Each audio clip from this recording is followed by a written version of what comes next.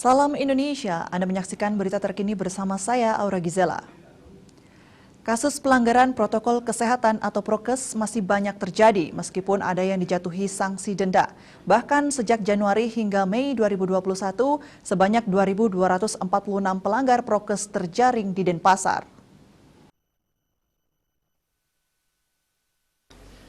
Kasatpol PP Kota Denpasar Idewo Gede Anom Sayoga mengatakan pengenaan denda ini menyusul diterapkannya Peraturan Gubernur Nomor 46 dan Peraturan Wali Kota Nomor 48 Tahun 2020 tentang penerapan disiplin dan penegakan hukum protokol kesehatan sebagai upaya pencegahan dan pengendalian COVID-19.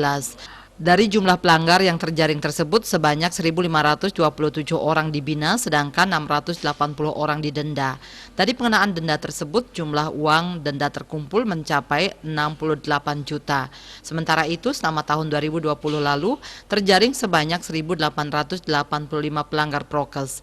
Sebanyak 806 pelanggar dikenai denda dan sebanyak 1.046 orang diberikan sanksi pembinaan. Jika dijumlahkan, sejak diterapkannya sanksi berupa denda maupun pembinaan kepada pelanggar prokes, sejak 7 September 2020 telah terjaring sebanyak 4.131 pelanggar, sebanyak 1.486 pelanggar dikenai denda, dan 2.573 pelanggar dibina.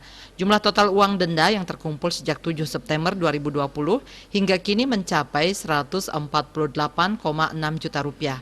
Penerapan denda ini dilakukan untuk pencegahan kasus positif COVID-19 di Kota Denpasar. Uang denda ini dimasukkan ke kas daerah.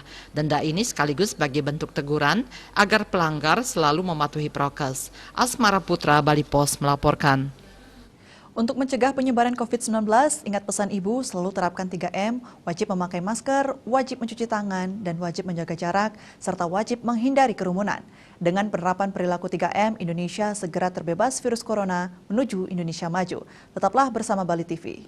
Salam Indonesia.